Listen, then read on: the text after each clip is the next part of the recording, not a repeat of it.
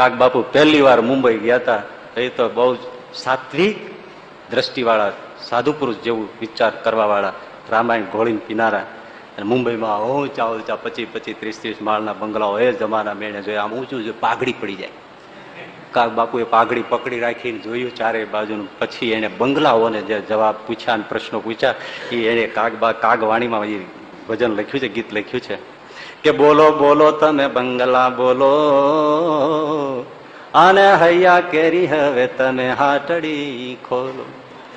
ભાળેલું કાંઈક તમે જીભથી ભાખો, પણ રુદામાન સંઘરી રાખો.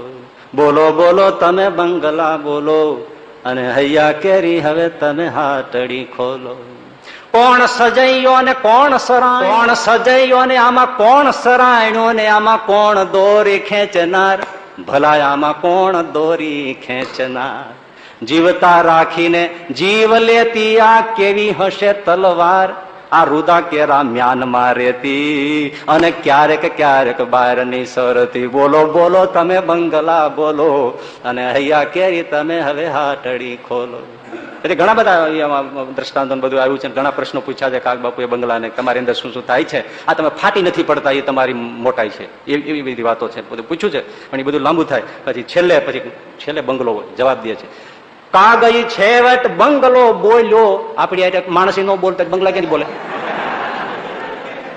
કવિ આરે બોલે, ઝાડવાય બોલે, વૃક્ષ બોલે, પોપટ બોલે, મોર બોલે, ચકલી બોલે, બધા બોલે, પથ્થર બોલે, બંગલા બોલે. કાગઈ છેવટ બંગલો બોલ્યો, ને કવિ આ બધું સુણવામાં ન સાર, કવિ આ બધું જાણવામાં નહીં સાર.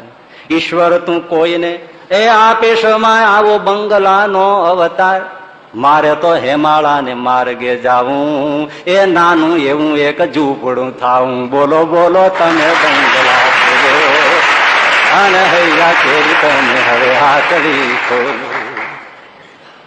શું વાત છે, બોલો કેવી છે આ લોક સાહિત્ય છે, કેવા દુઃખ છે.